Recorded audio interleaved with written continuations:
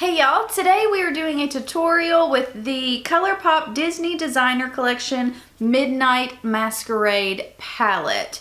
This is a pressed pigment palette. They do not call it an eyeshadow palette, so I will let you guys know if these stained my lid. They probably will, but it's beautiful and worth it. This is what this little gem looks like. I'm sure you guys have seen it already, but I seen this in store and the shades were so beautiful. I had to pick it up. I got this for $22 at Ulta. So if you guys want to see if I like this palette, I do like this palette. But if you guys want to see how to recreate this look, then let's hop in. Okay, so I have this eye already done. So we're gonna go in with this eye and hope that I remember how I did it, because I was just kind of playing with makeup.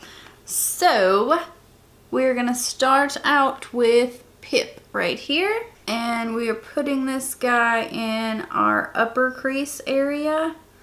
And if I was to do this again, I would actually keep this shade out, but that's how we did it on our other eye, so that is how we have to do it on this eye. But I kind of did something completely different than what I was actually going for. I started out with this shade thinking I was going to do a whole different eye look.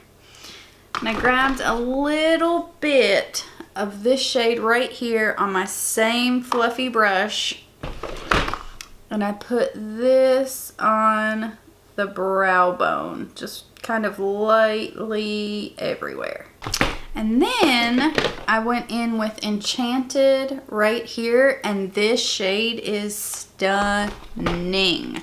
Like, I absolutely love this shade.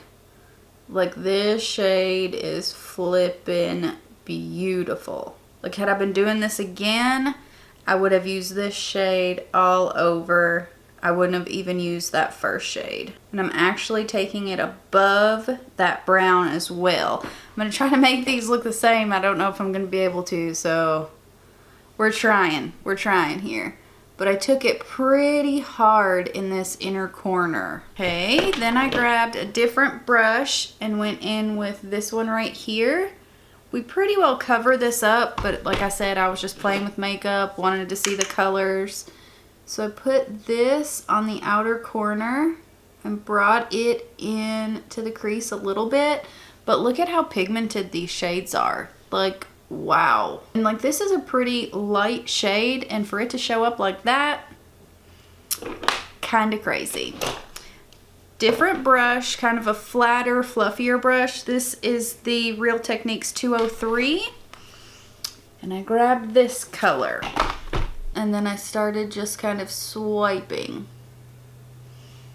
We're putting this on the entire lid. This is where you can find a lot of issues with different palettes, different colors, especially using a brush like this. They can be super duper patchy.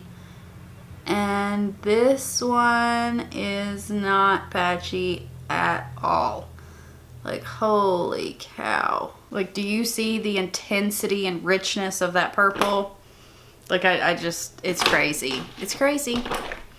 Then I went back in with Enchantress, which is our peachy shade. And I went right above it again, making sure to get this color laid down with some good intensity. And then with the same shade, I just went kind of all around our colors. I grabbed a little bit of this one right here on a pencil brush. This is like a pinky white almost. And I stuck it right on the inner corner. And that's the only place that we have shimmer on our eyes. For the lower lash line, we're of course gonna take Gaston, which is our focal point, on a pretty big pencil brush. That's super tight on the lower lash line, and run it about 3/4 of the way. You want to kind of connect it to this outer corner. And then same brush, we're going to go in with Enchantress, which is our peachy shade. That one from inner to outer, and really work on that outer edge. that is it. We are done.